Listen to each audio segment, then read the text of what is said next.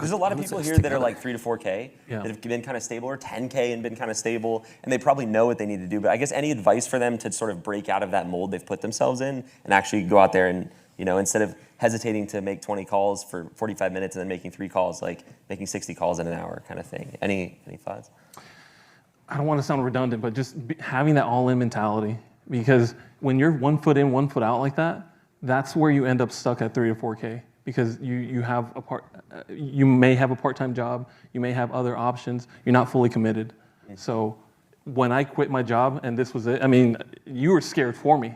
I don't think I realized how what I had just done, but you were scared for me. We were in the garage in Austin at the time, and I told Kenny and Jared, I was like, he quit his job. I was like, we need to help.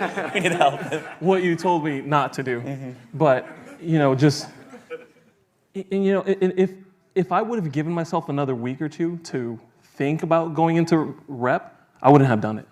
Because I would have the what ifs and the fears and it would have overcome, and I would have sat on the sidelines for 2 years. I just never would have done it. Or maybe I would have tried and I would have sat at 3 to 4K. Because honestly, 3 to 4K is like.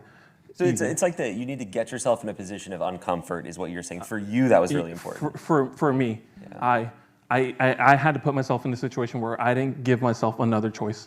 Yeah. Right, and that made me do weird things like showing up to a real estate agent's open house, which people will tell you not to do. Like, don't show up to their open house. But I did that because I'm like, I need business today. Yeah.